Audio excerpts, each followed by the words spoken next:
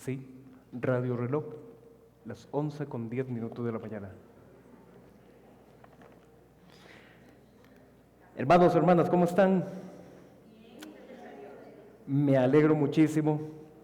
Este es el día del Señor, hoy es domingo, un domingo donde nos podemos reunir. La presencia del Señor está con nosotros siempre, pero los domingos es el momento donde en lugar de estar en privado podemos estar juntos. Y eso para mí es ocasión de muchísima alegría. Hermanos, vean, en sus Biblias vayan buscando un librito que dice Abdías. Y vean, no he empezado la enseñanza y les estoy pidiendo que lo busquen porque es muy fácil no encontrarlo. Porque solo es una hoja. ¿Ok? Solo es una hoja. El libro de este profeta. Ustedes escuchan como un eco. Para que ahí... ¿Sí? ¿Ya no? Excelente. Abdías, el profeta Abdías, búsquenlo.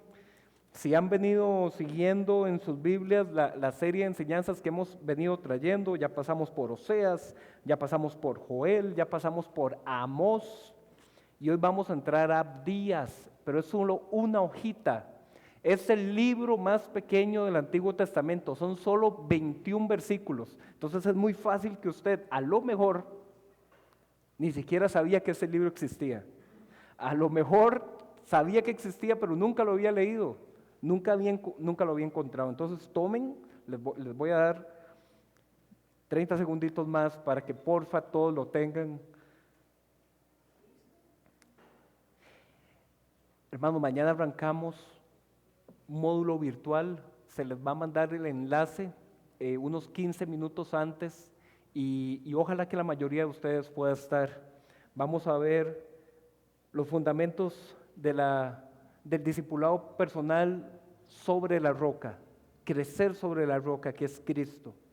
Y no importa si usted tiene 10, 15, 20 años de conocer del Señor, mis hermanos, es la roca. Es el fundamento de Jesús. Eso nunca es suficiente. Siempre debemos querer más. ¿Estamos con Abdías? Sí. Ok. Oremos para arrancar. Padre bueno, tú eres la roca de nuestra salvación. Tú eres nuestra torre fuerte. Tú eres nuestro alto refugio, Señor, el que nos da liberación, el que nos da vida nueva. Tú eres el que nos ha perdonado. Señor, sin ti no seríamos nada. Sin ti, Señor, seríamos, Señor, como el tálamo que se lo lleva el viento, sin saber de dónde venimos, hacia dónde vamos. Pero tú nos has dado un propósito, tú nos has dado una identidad. Dice la Escritura que por la fe nos has adoptado y nos has hecho tus hijos.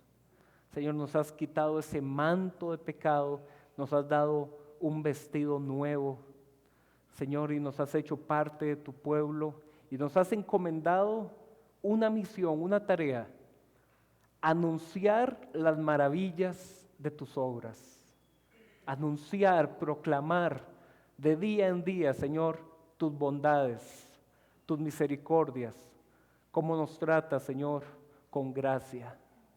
Así es que te agradecemos, Señor, esta oportunidad y que tu palabra hoy pueda impactar, que hoy pueda alumbrar cosas nuevas en nuestra mente, en nuestro corazón. Eso te pedimos, Señor. Amén. Mis hermanos, este libro del profeta Abdías, que es un libro pequeñito, como les mencioné ahorita, es el libro más pequeño del Antiguo Testamento, tiene apenas 21 versículos y los vamos a leer esos 21 versículos hoy. Pocas veces puedo decir, vamos a leer todo un libro de la Biblia en una prédica. Hoy es ese día. Y mis hermanos, antes de arrancar esta lectura, yo quiero que nosotros pensemos para situarnos como si esto fuera un radio. En los radios hay dos perillas. Hay una perilla de sintonizar y hay una perilla de volumen. ¿Se acuerdan? Los radios de antes. Y nosotros necesitamos primero sintonizar. ¿Con qué? con el mensaje de la Biblia, el mensaje original del profeta. Yo necesito ponerme en la misma situación espiritual, emocional, histórica en la que estaba ese profeta. Y luego la perilla del volumen, que esa me habla a mí, en el hoy. Y yo necesito entender este mensaje profético, qué tan duro me está hablando hoy, qué tan necesario me es este mensaje a mí hoy. Así es que sintonicemos, mis hermanos, y quiero ayudarles a sintonizar haciéndoles una pregunta. No tiene que responderla, es para su reflexión. Y esto es en serio. ¿Cómo nos sentimos cuando a nuestros adversarios, nuestros enemigos, la gente que nos trata mal, viene juicio y castigo a su vida? Va de nuevo, voy a ponerles un ejemplo. Digamos que usted tiene un vecinito, un compañero de trabajo, un compañero de estudios, un familiar a lo mejor, o alguien que vive en su casa, que todos los días su propósito pareciera que es amanecer para amargarte la vida a ti. Y de pronto viene desgracia a su vida. De pronto viene una enfermedad, pierde el trabajo, le comienza a ir mal en general, y usted trae una carga emocional de 5, 10, quién sabe cuántos años en que esa persona no ha hecho sino tratarte mal a ti, y de pronto vienen las calamidades a esa vida. ¿Cómo nos sentimos? A lo mejor, si somos muy transparentes, tenemos que levantar la mano y aceptar que aquí adentro, en nuestro interior, una vocecita dice, qué rico. Aquí hay confesor. Hay una vocecita que se levanta y dice, qué rico. Y a veces hay una segunda vocecita que dice, Señor, gracias, ya era hora. Trajiste tu justicia, Señor, así como decía David, venga mis enemigos, trae tu venganza contra ellos, Señor, y ya pasó. O yo quisiera desafiarlos ante esa idea, ante esa sensación, y vamos a ver qué dice el profeta Abdías. Mis hermanos, toda esta profecía es un anuncio de juicio en contra de una nación vecina que tenía la frontera sur con Judá, con el reino. Está el reino del sur, Judá, del que ya hemos hablado. Ok, la frontera sur de Judá se llamaba Edom. A lo mejor lo han escuchado en Salmos, en el profeta Isaías, en el profeta Jeremías, se menciona mucho Edom. ¿Y qué creen? Vino el juicio contra Judá. Y los vecinos de Edom, ¡qué rico! Saquearon Judá, destruyeron a Jerusalén, ¡qué rico! Vamos a ver qué dice el profeta Abdías. ¿Están conmigo? Abdías, capítulo único. No es capítulo 1, es capítulo único. Cuando los libros solo tienen un capítulo, lo que uno hace es mencionar los números de los versículos. Entonces vamos a irnos a Abdías 1. ¿Qué dicen sus Biblias? Visión de Abdías, punto. Mis hermanos, esto es muy importante porque nosotros en estos libros proféticos vemos que a veces ellos decían, vino a mí palabra del Señor. Lo hemos leído. Habló Jehová y dijo, tal y tal. Aquí Abdías dice, visión de Abdías. Nomás el versículo 1, Abdías nos está diciendo, Dios a mí me permitió ver. Y estoy viendo un mensajero. Y luego voy a contar lo que ese mensajero está diciendo. ¿Ok? Perilla de sintonizar. Tenemos que meternos aquí en este mensaje para entenderlo bien. Visión de Abdías. Y ahora comienza Abdías y dice, hemos oído una noticia de parte del Señor, y un mensajero ha sido enviado a las naciones, diciendo, vamos, marchemos a la guerra contra ella. Así dice el Señor omnipotente acerca de Edom. Entonces vemos como en el primer versículo dice visión, luego en el versículo 3 dice, así dice el Señor. Abdías está diciendo, el Señor me permitió a mí ver un mensajero, y el mensajero lo que estaba era diciendo, vamos a hacer la guerra contra ella. Y uno diría, ¿cuál ella? Versículo 3, así dice la palabra, versículo 2, contra Edom. ¿Ok? Edom, mis hermanos, antes de seguir leyendo, Edom, como les mencioné, era la frontera sur, como decir Costa Rica y Panamá. Bueno, estaba Judá y Edom. Pero a lo mejor esa palabrilla Edom a ustedes les está recordando algo, porque Edom era un nombre que viene de dos hermanos gemelos. Abraham, el patriarca, tuvo al hijo de la promesa, Isaac, e Isaac tuvo gemelos. Y a su madre, Rebeca, se le revela y se le dice, hay dos niños luchando en tu vientre, pero en realidad son dos naciones. Y de esas dos naciones, el menor es el que va a tener el señorío, el que va a tener la primogenitura. Y recordamos la historia, el primero que nace es Esaú, y venía agarrándole el talón Jacob. Conocemos la historia en Génesis capítulo 25, ustedes después la pueden repasar, aunque muy probablemente la recuerda, salen películas de Semana Santa cada rato. Estos dos hermanos viven en disputa justamente porque su madre sabía lo que el Señor le había revelado. Hasta que un día, por un plato de lentejas, una sopita, Esaú le dice, yo te entrego la primogenitura. De por sí, yo tengo hambre hoy y a mí eso no me sirve de nada. Y conocemos la historia, Esaú sale de cacería y mientras su padre impone manos sobre él y lo bendice, y hoy por hoy seguimos cantando el Dios de Abraham, Isaac y Jacob. No cantamos el Dios de Abraham, Isaac y Esaú, porque la promesa se dio en Jacob.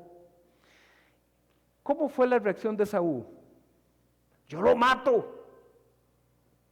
Su madre escuchó cuáles eran los planes de Esaú y le dijo, salga corriendo de aquí, váyase donde su tío, vaya a la tierra donde yo soy, usted va a encontrar allá un hombre que se llama Labán, esa es familia de nosotros y usted se va a quedar ahí. Y conocemos la historia, el hombre llega allá, se enamora, trabaja 7, 14 años y con el paso de los años se vuelve y se encuentra con su hermano. Y su hermano dice que venía con un pelotón a decir, yo a ese lo mato. Pero el Señor movió el corazón de ambos. Y dice la Escritura que cuando se encontraron, Jacob pone sus armas en el suelo, se arrodilla, le dice, Señor mío, a Esaú. Esaú lo perdona, los hermanos se abrazan y se reconcilian. Sí, eso fue los hermanos, pero no la descendencia. La descendencia se fue a vivir a esa zona que se le puso por nombre Edom, que era ¿qué? El nombre sinónimo que tenía su patriarca Esaú. A Esaú Dios le cambia el nombre y lo comienza a llamar Edom. A Jacob Dios le cambia el nombre y lo llama, estamos en todas, Israel. Entonces estaba el reino de Israel unificado, reino del norte y reino del sur como uno solo, y al sur estaba Edom. Siempre hubo rivalidad entre ellos, siempre peleas, invasiones, que yo soy más fuerte que tú, que yo soy más inteligente que tú, y entre ellos habían disputas, eran los antagonistas históricos. Y aquí llega Abdías y le dice el Señor, te muestro lo que va a pasar con Edom. Versículo 3. Perdón, no sé por qué estoy con el 3, versículo 2. Así dice el Señor omnipotente acerca de Edom. te haré insignificante entre las naciones, serás tremendamente despreciado. Tu carácter soberbio te ha engañado. A Edom le está hablando. Como habitas en las hendiduras de los desfiladeros, ¿alguna otra versión dice algo diferente? Ajá.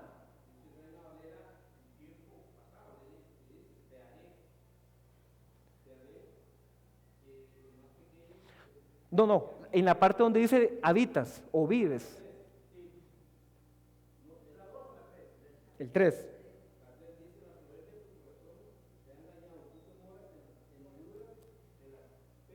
Ah, ahí quería llegar. Las peñas, las hendiduras. Ajá. En las grietas. Ninguna versión dice cuevas. ¿No? Desfiladeros, grietas, en la peña, cuevas. Mis hermanos, ¿saben por qué ellos se sentían tan orgullosos? ¿Saben por qué ellos se sentían tan favorables? Will, ¿me ayudas a proyectar la imagen que dejé? Porque mis hermanos, así vivía Edom. Así vivía Edom. Mis hermanos, la capital de Edom era Petra. Petra significa piedra. ¿Me pasas la siguiente, porfa?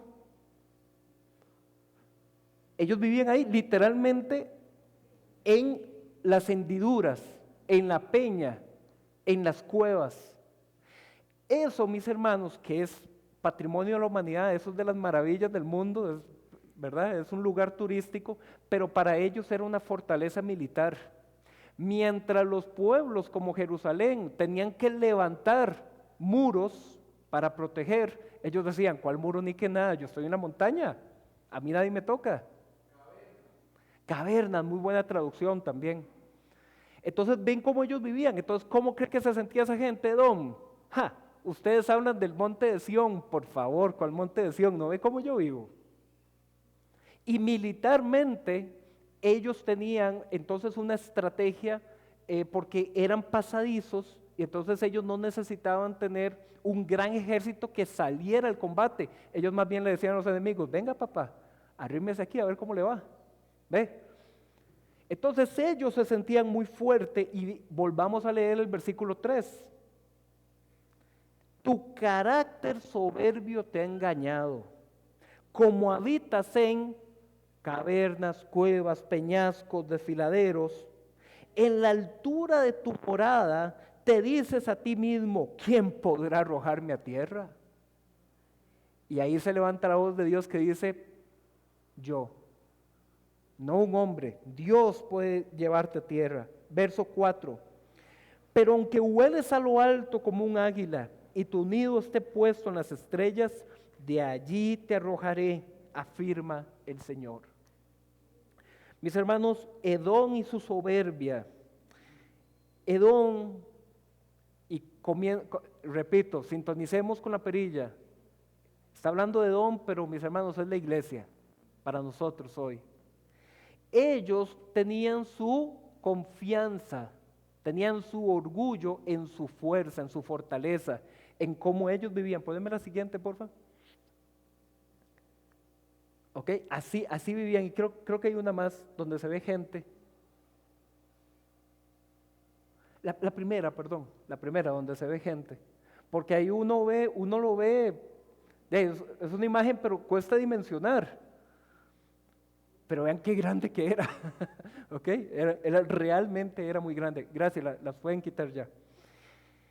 Y esta gente se sentía muy poderosa por esta situación y ellos entonces tenían la seguridad en sus murallas, tenían en su ubicación geográfica la confianza. Entonces ellos se sentían que eso les daba protección. Además, y ahorita lo vamos a ver en otros versículos, ellos tenían sabios. Cuando la Biblia llama sabios, tiene que ver con personas que consultaban las estrellas, que manejaban medicina, hacían diferentes, digamos, en la Biblia uno llama a los reyes magos, pero en realidad la mejor traducción es decir los sabios. esta gente, por donde ellos vivían, tenían la ventaja de que contaban con el conocimiento de la parte de Arabia y con la parte de Egipto, y se las daban de que eran una sociedad muy inteligente. Y punto número 3 del por qué Edom era tan soberbio y tan arrogante, ya dije que por sus murallas, ya dije que por su inteligencia. Número 3, sus alianzas políticas y militares. Edom manejaba rutas comerciales. Por ahí la gente bajaba a Egipto y por ahí la gente subía a Siria.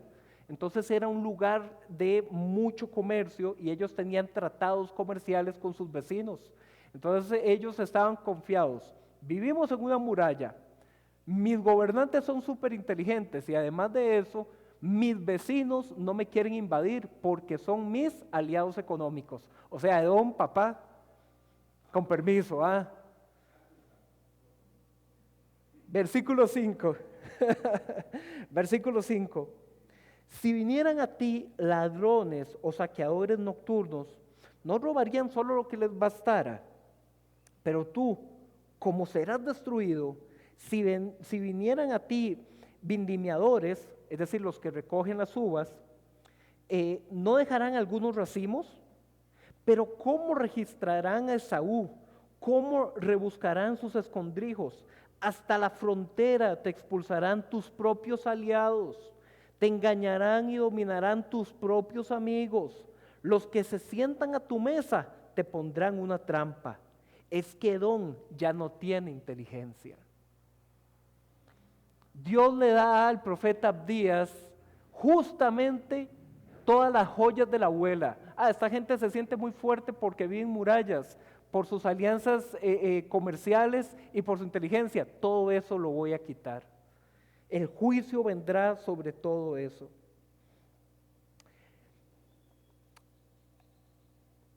Verso 9. Ciudad de Temán, tus guerreros caerán de miedo, a fin de que todo hombre sea exterminado del monte de Esaú por la masacre. Por la violencia hecha contra tu hermano Jacob, te cubrirá la vergüenza y serás exterminado para siempre.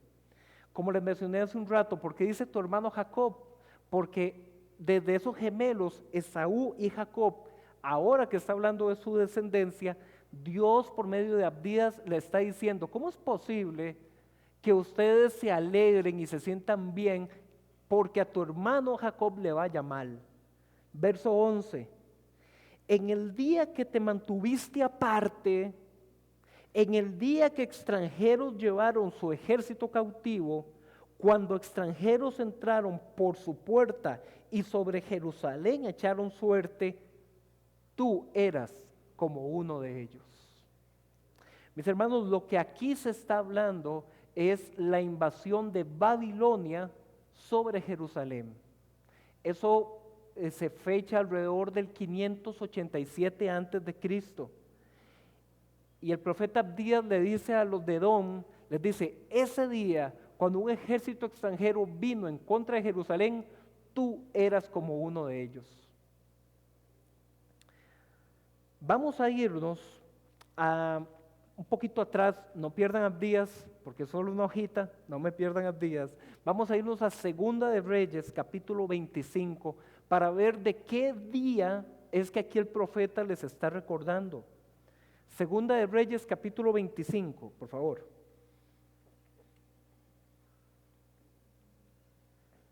Vamos a ver el nivel de ataque que Babilonia, por más de 2 años, no fue una destrucción de un día con una bomba, como vemos en las noticias en la actualidad. No, los ejércitos llegaban y primero ellos rodeaban la ciudad, cortaban los suministros de comida, de tal modo que los de adentro fueran muriendo de hambre y los obligaran a salir a la lucha. Cuando ya salían débiles, los derrotaban y a los poquitos que quedaban, los deportaban o los dejaban trabajando la tierra para pagar impuestos. Eran guerras muy complicadas y duraban años, ¿ok? Entonces vamos a ver Segunda de Reyes capítulo 25, lo que pasó en Jerusalén, y dice el profeta Abdías, mientras eso pasaba, tú te reías. Tú eras como uno de ellos, Edom. ¿Están conmigo? Segunda de Reyes 25. Si su Biblia tiene un titulito arriba, ¿qué dice ese titulito? Vamos a ver, porque me ayudan con el celular, un celular que está por ahí, mal portado. Gracias. Dice Sedequías, estoy en Segunda de Reyes capítulo 25, verso 1, Sedequías se rebeló contra el rey de Babilonia. En el año 9 del reinado de Sedequías, Sedequías era rey en Judá, en el sur. En el año 9 del reinado de Sedequías, a los 10 días del mes 10, Nabucodonosor, rey de Babilonia, marchó con todo su ejército y atacó a Jerusalén. ¿En qué año? En el 9. Pónganle atención a eso. Acampó frente a la ciudad y construyó una rampa de asalto a su alrededor. La ciudad estuvo sitiada hasta el año 11, ¿ok? Del rey Sedequías. Verso 3. A los 9 días del mes cuarto, cuando el hambre se agravó en la ciudad y no había más alimento para el pueblo, se abrió una brecha en el muro de la ciudad, de modo que, aunque los babilonios la tenían cercada, todo el ejército se escapó de noche por la puerta que estaba entre los dos muros, junto al jardín real. Huyeron camino al Arabá, pero el ejército babilonio persiguió a Sedequías hasta alcanzarlo en la llanura de Jericó. Sus soldados se dispersaron abandonándolo y los babilonios lo capturaron. Entonces lo llevaron ante el rey de Babilonia que estaba en Riblá. Allí Sedequías recibió su sentencia. Ante sus propios ojos degollaron a sus hijos y después le sacaron los ojos, lo ataron con cadenas de bronce y lo llevaron a Babilonia. A los 7 días del mes quinto del año 19 del reinado de Nabucodonosor, rey de Babilonia, su ministro Nabuzaradán, que era el comandante de la guardia, fue a Jerusalén y le prendió fuego al templo del Señor. Ese es el templo de Salomón, mis hermanos, el gran templo de Salomón, el que se había construido. Le prendió fuego al templo del Señor, al palacio real y a todas las casas de Jerusalén, incluso a todos los edificios importantes. Entonces el ejército babilonio, bajo su mando, derribó las murallas que rodeaban la ciudad. Entonces, ojo, Babilonia llegó, destruyó el templo, el palacio real, las casas, los edificios, y como si quedara algo más, las murallas de la ciudad. ¿Cómo cree que se sentía Edom con aquellas murallas en la roca? Por favor, a mí nadie me toca. Versículo 11. Nabuzaradán además deportó a la gente que quedaba en la ciudad, es decir, al resto de la muchedumbre y a los que se habían aliado con el rey de Babilonia. Sin embargo, dejó a algunos de los más pobres para que se encargaran de los viñedos y de los campos. Regresemos a Abdías. Entonces, mis hermanos, como ven, todo esto que se narra en 2 de Reyes 25 no sucedió solamente en un día. Eso es una expresión que muchas veces usa la Biblia para hablar de un tiempo, de una situación. Y la situación era que Babilonia había llegado a destruir Jerusalén.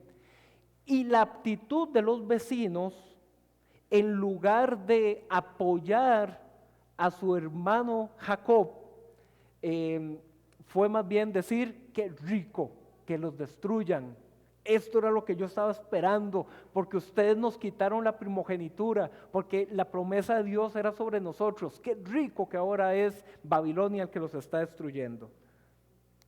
Abdías, verso 12. Regresemos a Abdías. ¿Está conmigo? Abdías, verso 12. Aquí está Abdías hablándole a Edom y dice: no debiste reírte de tu hermano en su mal día, en el día de su desgracia. No debiste alegrarte a costa del pueblo de Judá en el día de su ruina. No debiste proferir arrogancia en el día de su angustia. No debiste entrar por la puerta de mi pueblo en el día de su calamidad, No debiste recrear la vista con su desgracia en el día de su calamidad. No debiste echar mano a sus riquezas en el día de su calamidad. No debiste aguardar en los angostos caminos para matar a los que huían.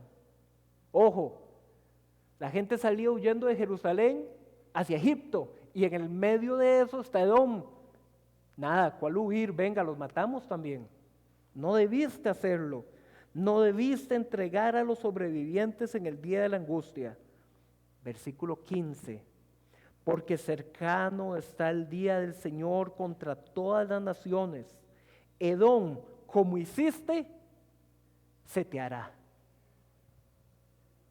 Así debió haberse llamado esta prédica.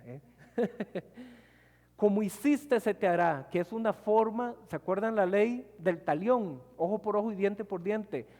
Así como hiciste, se te hará. Sobre tu cabeza recaerá tu merecido. Pero sin duda que así como ustedes, israelitas, bebieron de mi copa en mi santo monte, así también la beberán sin cesar todas las naciones. Beberán y ergullirán y entonces serán como si nunca hubieran existido. Pero en el monte Sión habrá liberación y será sagrado. El pueblo de Jacob recuperará sus posesiones.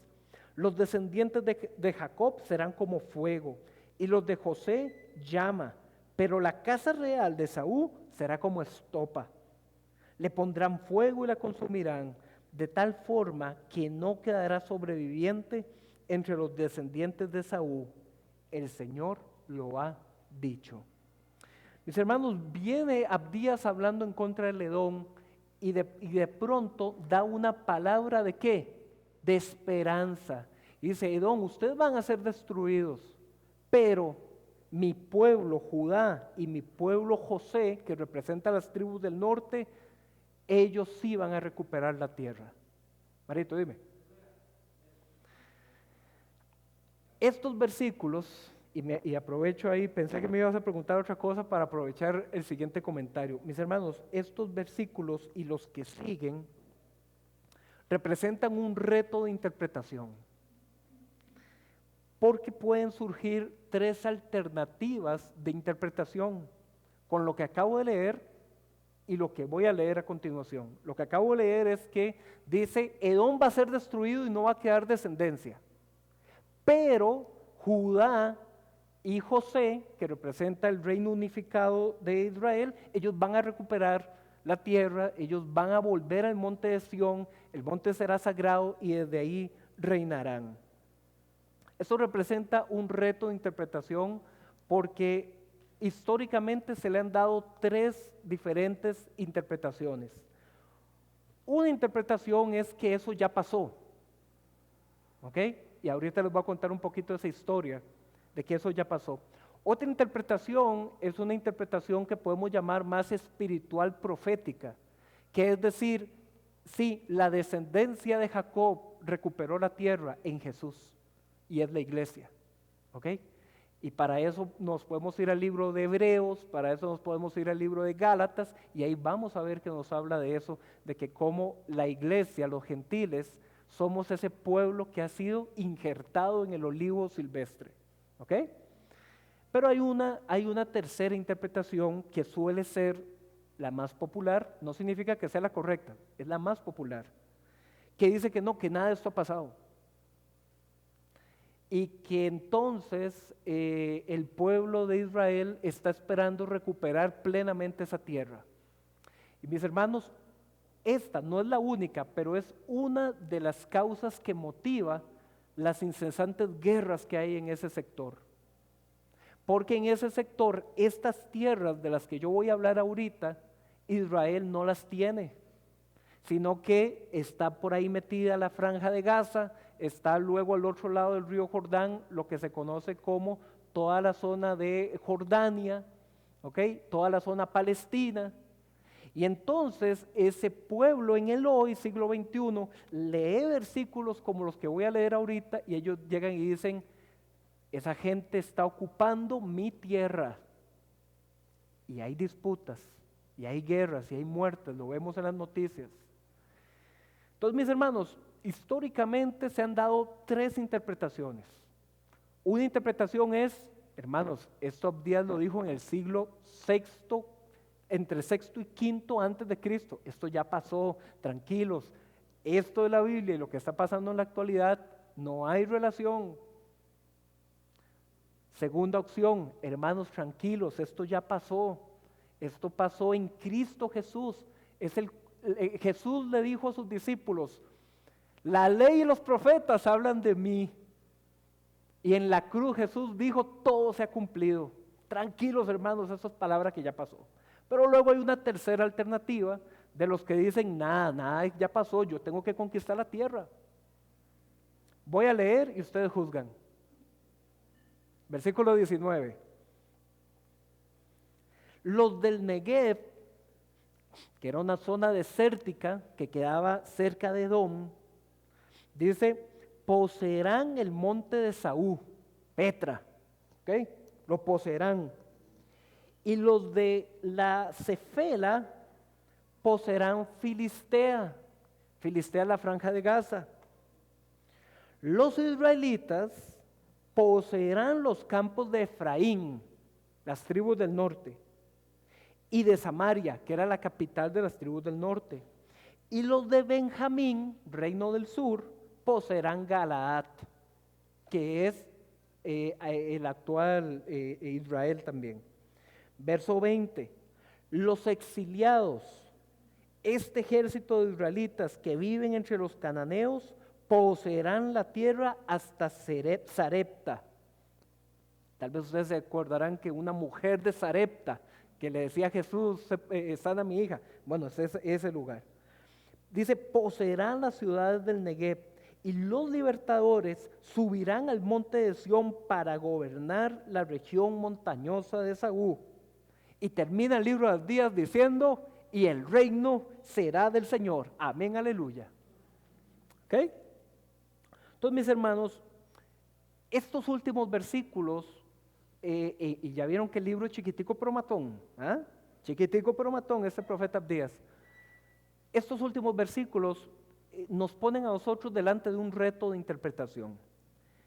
Yo no les voy a decir cuál postura de interpretación deben seguir. Eso cada quien le toca juzgar, estudiar, reflexionar. Pero sí les voy a decir una cosa. Mis hermanos, al margen de si ya pasó o no pasó, nosotros que estamos de este lado de la Biblia, somos parte del pueblo del nuevo pacto, ¿ok? Nosotros cuando vamos al Antiguo Testamento, tenemos que interpretarlo a la luz de Jesús, ¿ok?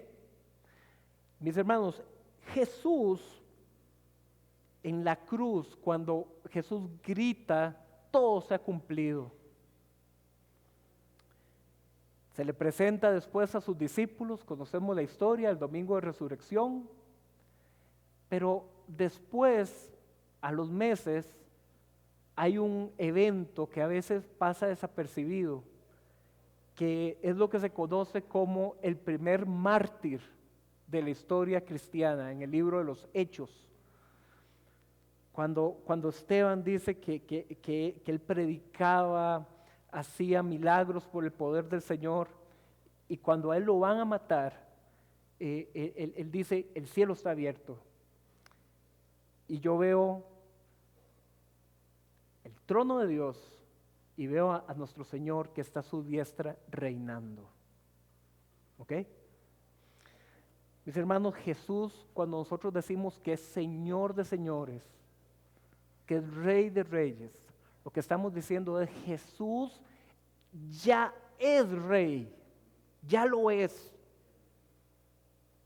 No nos tiene que entrar en la cabeza eso de que el rey de este mundo es Satanás. Hermanos, ahí sí permítanme ser contundentes. Esa idea no es bíblica. Que es enemigo de la iglesia, sí. Que es el que influye en lo que la Biblia llama en la corriente de este mundo, el príncipe de este siglo, sí, en las ideas, en las formas de ser, pero no es Señor de señores y Rey de reyes. Ese campo es de Jesús. Y ustedes recordarán cuando vimos el libro de Apocalipsis, lloraba Juan porque decía, el rollo, ¿quién es digno de tomar el rollo? Nadie, solo el Cordero, solo el Cordero. Entonces, mis hermanos, cuando nosotros venimos a versículos como estos, todo eso tiene que estar aquí en el corazón. Yo no puedo tener temor. Yo no puedo decir, ay Dios mío, y la tribulación y el anticristo. Hermanos, no. Nosotros tenemos que tener nuestra seguridad es en el Señor. Edom confiaba en la roca que era su casa. Y nosotros, mis hermanos, tenemos a la roca verdadera. Dice la Escritura que es una piedra que había sido despreciada por los edificadores, pero para nosotros ha llegado a ser una piedra preciosa, que es cabeza de ángulo. Y dice, el que caiga sobre esa piedra será desmenuzado. Dice la Escritura que Jesús se encuentra en un proceso de avance, mis hermanos, poniendo a todos sus enemigos por estrado de sus pies. Entonces Jesús no está al margen de lo que nos pasa a nosotros. El libro de Apocalipsis nos da una visión y dice que había 7 candelabros que son las iglesias de Cristo. Y dice que por ahí se paseaba en medio de los candelabros. Y luego dice, escribe a la iglesia, yo conozco tus obras. Entonces Jesús no está, mis hermanos, alejado en el trono a la diestra del Padre, aquí no pasa nada, que allá abajo se mueran los feos. Jesús está activo, mis hermanos, gobernando y reinando. Entonces nosotros, para ir finalizando, yo quisiera dejarles algunas conclusiones de este cierre. Mis hermanos, el día del Señor era visto antes del exilio, antes de que viniera el juicio. Esa era una frase para hablar de juicio y de destrucción. Pero aquí el día del Señor, para nosotros, el pueblo del nuevo pacto, cristianos, la iglesia de Cristo, el día del Señor nos habla de restauración, nos habla de esperanza, nos habla de lo que está por venir. Entonces, para nosotros el día del Señor no debe ser, como decía en el Antiguo Testamento, día de oscuro, de temor. No, para nosotros el día del Señor es la esperanza que anunciamos cada vez que abrimos la mesa del Señor para compartir la cena. Dice, la esperanza de su venida anunciamos hasta que Él vuelva. Entonces, número 1, entendemos que el Señor se encuentra poniendo a todos sus enemigos por estrado de sus pies hasta el día del Señor. ¿Me explico? No tenemos que temer. El Señor es nuestra roca, el Señor es nuestro refugio, no Petra. ¿Me entienden? No es, mis hermanos, mi fortaleza material, mi fortaleza económica, que era lo que Edom creía. Mi refugio es Cristo, mi roca es Cristo. Mis hermanos, punto número 2, el que se exalta será humillado. Así de sencillo. Edom se había puesto en una postura de exaltación y el Señor le dice, tú serás derrumbado a tierra. Tú que dices que nadie te puede traer a tierra, yo te traeré a tierra. Mis hermanos, pongamos nosotros barbas en remojo, de que no sea que nosotros nos estemos creyendo la gran cosa, porque el reino de los cielos le pertenece al que es pobre en espíritu, no al que se exalta solo. Punto número 3 que tiene que ver con esto. Mis hermanos, debemos buscar el refugio en el poder de Dios, no en nuestro orgullo ni en nuestros méritos personales. Es el poder de Dios. Él es mi refugio, Él es mi salvación. Punto número 4, y con esto fue con lo que arranqué. Arranqué preguntándoles cómo nos sentimos cuando le va mal al que nos hace mal. y que por ahí hay una vocecilla que se eleva en nuestro interior, carnal y caído todavía, ¿verdad? Una vocecilla que nos dice, qué rico, por fin Dios nos trae venganza. Y quisiera dejarles la siguiente reflexión en su mente, en su corazón. Vean, ¿por qué vino el castigo sobre Judá por medio de Babilonia? Todo esto que leímos de Nabucodonosor, cómo fue, le sacó los ojos al rey, se los llevó cautivos, destruyó todo. Ese castigo vino a Judá como un justo juicio, porque ellos habían quebrantado el pacto con Dios. Entonces, ese castigo vino como un justo juicio. Pero, mis hermanos, aquí viene el pero. Aunque la calamidad venga como un justo juicio, si en tu corazón encuentras satisfacción por el dolor del prójimo, revises ese corazón. Revises ese corazón.